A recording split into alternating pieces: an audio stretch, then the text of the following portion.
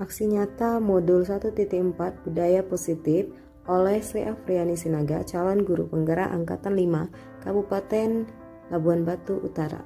Perkenalkan, saya Sri Afriani Sinaga, calon guru penggerak, Bapak Samsul Hadi sebagai fasilitator, Ibu Ermayanti sebagai pengajar praktik. Latar belakang kegiatan aksi nyata yaitu murid tidak menyukai peraturan karena selama ini jika mereka melakukan pelanggaran maka akan mendapat hukuman yang cenderung akan mempermalukan dirinya. Tujuan aksi nyata yang pertama menciptakan murid yang merdeka, mandiri, dan bertanggung jawab dengan karakter yang kuat. Kedua, menumbuhkan budaya positif di sekolah dengan meyakini nilai-nilai kebajikan universal.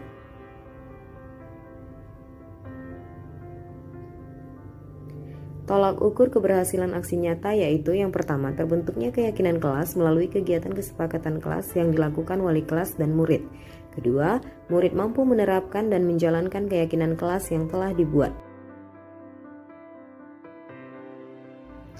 Yang menjadi langkah tindakan yang akan dilakukan, yang pertama menghadap kepala sekolah untuk meminta izin, meminta kesediaan rekan guru untuk mengikuti diseminasi, berkoordinasi dan berkolaborasi dengan wali kelas untuk membuat keyakinan kelas. Keempat, memantau, merefleksikan dan mengevaluasi keyakinan kelas yang telah dibuat. Dukungan yang dibutuhkan, yang pertama dukungan dari kepala sekolah, rekan guru dan murid agar tindakan yang disusun dapat dilakukan dengan lancar. Kedua, sarana dan prasarana untuk melakukan budaya positif di sekolah. Ketiga, orang tua murid dalam melakukan budaya positif di rumah. Berikut merupakan kegiatan diseminasi implementasi budaya positif di sekolah.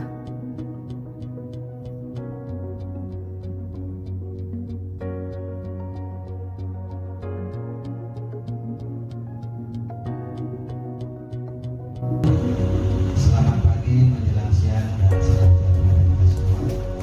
Bapak Ibu yang kami hormati, hari ini kita akan memulai pembelajaran kita, di mana hari ini pemateri adalah Ibu Sri Afriani Sinaga akan menyampaikan materi berupa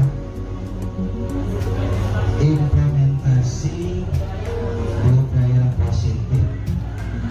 Bapak Ibu yang kami hormati, mudah-mudahan apa yang kita laksanakan hari ini bisa menambah ilmu pengetahuan, selanjutnya bisa berdampak kepada anak didik kita mengenai implementasi budaya positif.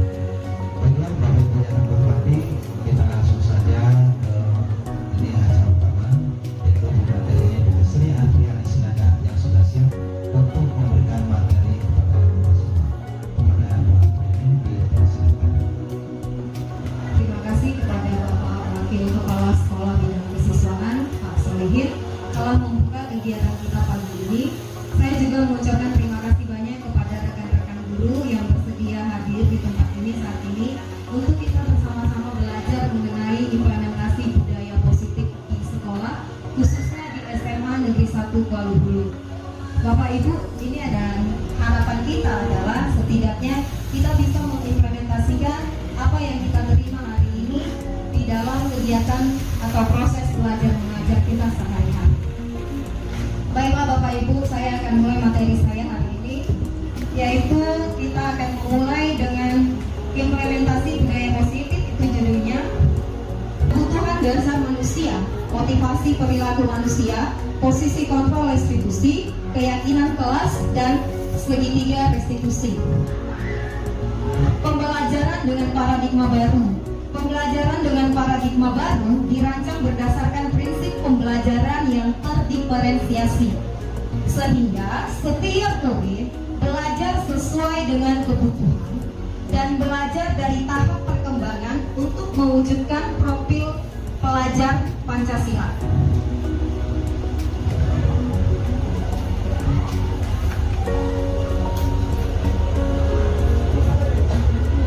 Disiplin positif. Kata disiplin dimaknai sebagai sesuatu yang dilakukan seseorang pada orang lain untuk mendapatkan kepatuhan. Kita cenderung menghubungkan kata disiplin dengan ketidaknyamanan. Sebagai pendidik, tujuan kita adalah menciptakan anak-anak yang memiliki disiplin diri, sehingga mereka bisa berperilaku dengan mengacu pada nilai-nilai kebajikan universal dan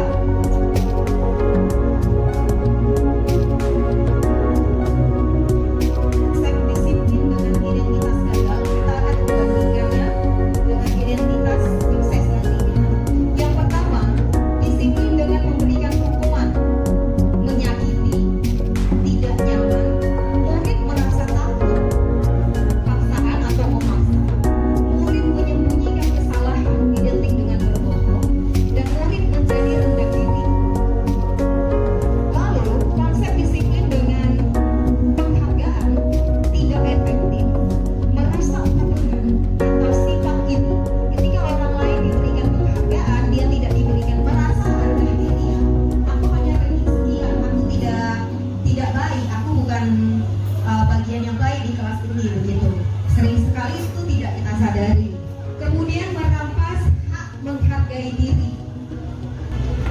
Nah, inilah Bapak Ibu yang harus kita tekankan, konsep disiplin dengan identitas sukses. Yang pertama adalah konsep disiplin dengan memberikan konsekuensi. Konsep disiplin dengan konsekuensinya akan memberikan penguatan jangka pendek, perlu memonitoring berkelanjutan, stimulus respon, murid menghormati peraturan, kehilangan waktu untuk merenungi kesalahan. Jadi motivasinya dari konsekuensi ini terbangun motivasi intrinsik dari anak. Kemudian restitusi. Restitusi yang pertama, murid menjadi bertanggung jawab untuk perilakunya. Fokus pada pemecahan masalah jangka panjang. Murid menghormati dirinya dan orang lain. Teori kontrol atau dirinya memegang kontrol akan segala sesuatu yang dia lakukan. Kemudian murid bersemangat untuk memperbaiki kesalahan.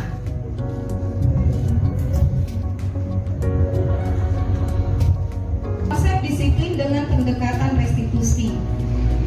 Restitusi merupakan sebuah cara menanamkan disiplin positif pada murid. Yang pertama, pengertian restitusi. Restitusi adalah proses menciptakan kondisi bagi murid untuk memperbaiki kesalahan mereka, sehingga mereka bisa kembali pada kelompok mereka dengan karakter yang lebih kuat. Ciri-ciri restitusi yang pertama, bukan menebus kesalahan, namun belajar dari kesalahan. Kedua, memperbaiki hubungan. Ketiga, tawaran bukan paksaan. Keempat, menuntun untuk melihat ke dalam diri. Kelima, mencari kebutuhan dasar yang mendasari tindakan. Keenam, fokus pada karakter bukan tindakan. Ketujuh, menguatkan dan fokus pada solusi. Restitusi.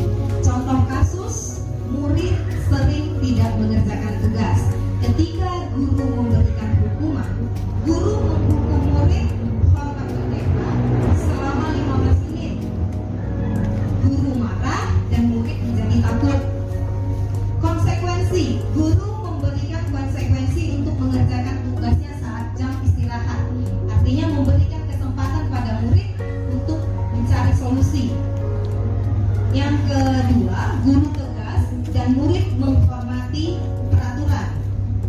Restitusi, guru menanyakan keyakinan kelas, membantu dirinya atau membantu murid menyelesaikan masalahnya. Kemudian, guru terbuka dan murid menghormati dirinya dan orang lain. Bapak Ibu, ini 5 contoh posisi kontrol, 5 posisi kontrol restitusi. Yang pertama, guru sebagai penghukum. Kedua, guru pembuat masalah ya. Guru menjadi posisi pembuat merasa bersalah. Kemudian posisi guru sebagai teman, posisi guru sebagai pemantau, dan posisi guru sebagai manajer.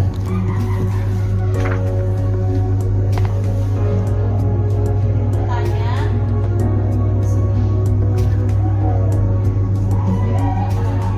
Oh iya.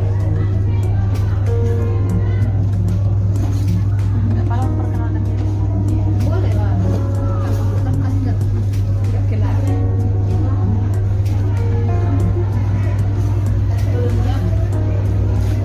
Sebelumnya perkenalkan, saya ingin memperkenalkan diri. Nama saya Mary Sumolangkir, guru bidang studi matematika. Yang mau saya tanyakan, apa saja contoh nilai-nilai kebajikan universal yang perlu kita kembangkan? Demikian pertanyaan saya. Terima kasih.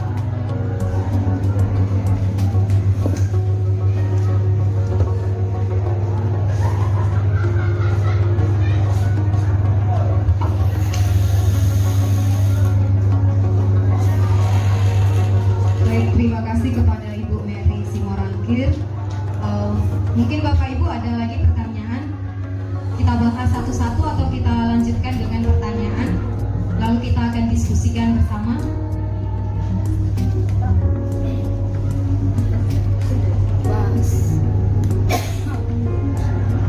Baiklah Bapak Ibu, mungkin nanti akan ada yang bertanya.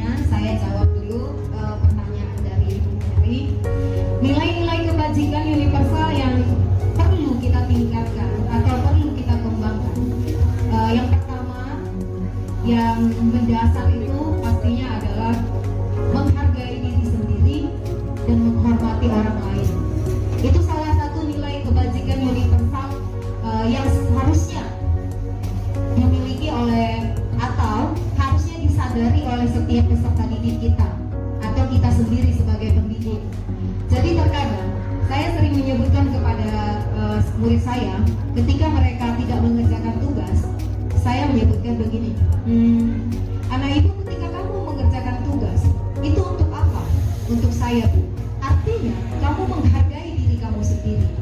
Dan ketika kamu tidak mengerjakan tugas, kamu menyebabkan apa? Menyebabkan tugasnya menumpuk gitu. Dan dia tidak menghargai waktunya. Artinya kembali lagi kepada penghargaan terhadap diri sendiri. Kemudian menghormati orang lain. Ketika dia mengerjakan tugas, artinya dia menghormati guru yang memberi tugas. Itu salah satu contoh kebajikan universal. Yang lain adalah seperti empati. Nilai empati ini perlu kita kembangkan, ya, perlu kita berikan kesadaran lebih lagi kepada peserta didik kita. Misalnya, ada temannya yang jatuh, misalnya, bukan menertawakan, tetapi memberikan bantuan. Kalau nilai kebajikan simpati itu dia hanya sekedar memandang lalu memberikan support dengan kata-kata. Tetapi kalau empati, dia melakukan sebuah tindakan. Kemudian contoh kebajikan universal lainnya yang perlu kita kembangkan di sekolah kita yaitu toleransi. Bagaimana kita sebagai pendidik dan siswa kita juga bisa saling menghargai perbedaan-perbedaan yang ada. Itulah contoh-contoh kebajikan universal yang perlu kita kembangkan di dalam lingkungan sekolah kita untuk bisa membuat sekolah kita menjadi budaya positif. Sebenarnya banyak Bapak Ibu, ya, ada peduli, rajin, integritas, begitu ya, kebersihan, kesantunan, keadilan, itu juga nilai-nilai kebajikan universal. Belas kasih, semangat, berprinsip, dan juga dermawan, dan memiliki keteraturan. Itu contoh nilai kebajikan universal. Terima kasih Bapak Ibu, itu jawaban saya untuk contoh-contoh nilai kebajikan universal yang kita perlu kembangkan. Ada pertanyaan lain Bapak Ibu, saya persilakan dengan segala hormat dan kerendahan hati.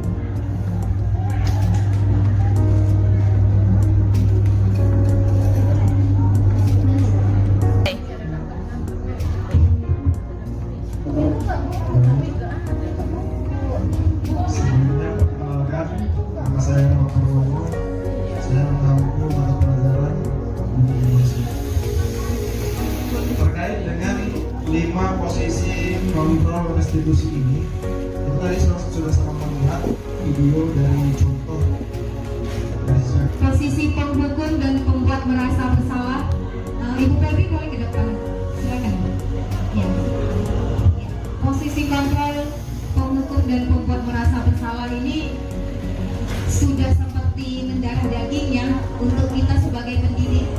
Karena selama ini kita merasa ketika posisi kontrol kita sebagai penghukum dan pembuat merasa bersalah, itu akan dapat meningkatkan kedisiplinan murid.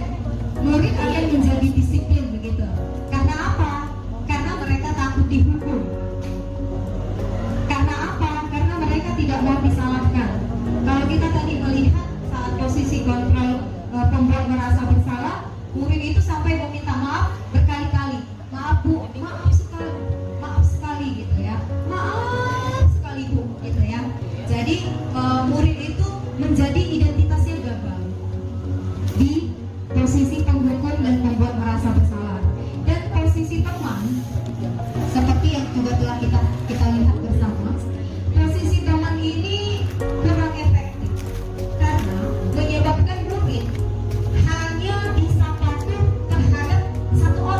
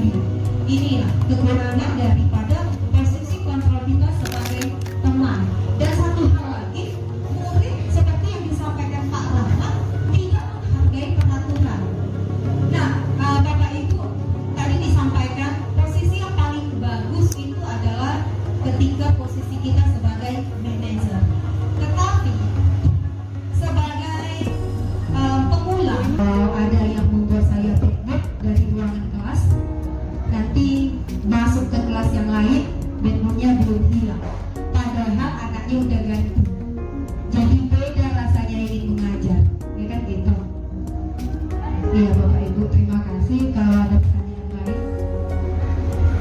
demikian materi dari saya. Saya meminta kesediaan Ibu Hutapea ya, saya langsung aja, dan Ibu Sri nanti akan sekaligus menutup kegiatan ini untuk memberikan refleksi dari kegiatan kita pagi hari ini.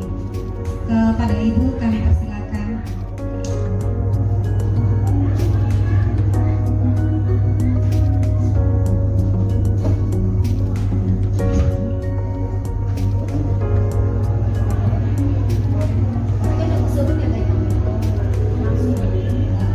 Terima kasih atas waktu yang diberikan kepada kita untuk mengungkapkan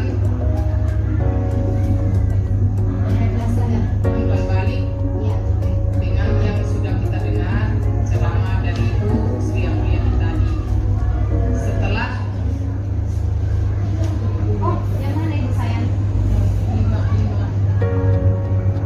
sebagai pemantau penghukuman, setelah kita dengarkan penjelasan dari tadi, memang selama ini sepertinya kita berhadapan dengan siswa yang bermasalah terhadap kita di depan kelas. Sepertinya kita lebih sering melakukan sebagai penghukum. Jadi rupanya setelah mendengarkan penjelasan dari 5 posisi kontrol restitusi yang dari tadi, sebaiknya kita tidak hanya bertindak sebagai penghukum saja, yang lebih baiknya sebagai pemantau atau manajer. Jadi setelah mendengarkan ini tadi, sehingga kita jadi punya prinsip, rupanya masih ada metode yang lebih bagus. Berarti saya itu di dalam kelas terhadap anak murid seharusnya begini, kita sudah mengambil prinsip yang lain dengan yang kita lakukan selama ini. Kira-kira demikian yang saya katakan. Sekian dan terima kasih. Terima kasih kepada Ibu Hutapea untuk refleksinya dalam kegiatan ini.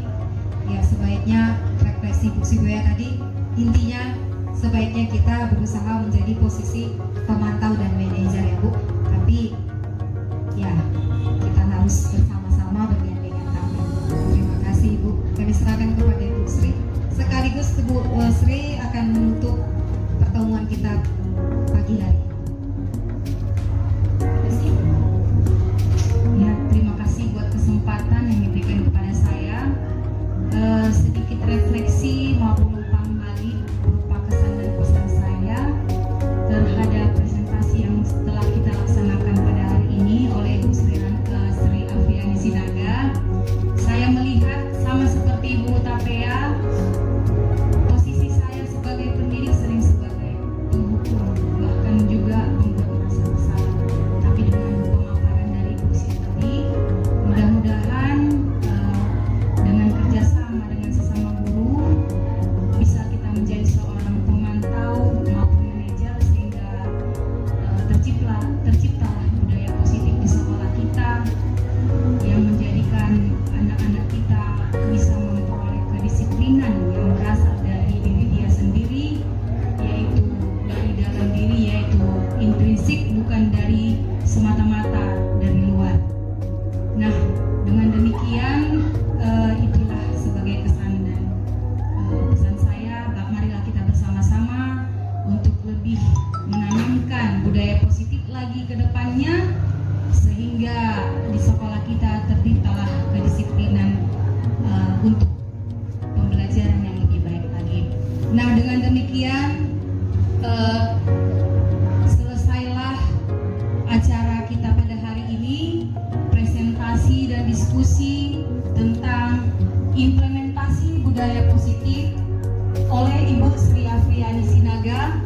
Dengan demikian kita tutuplah acara kita ini. Terima kasih.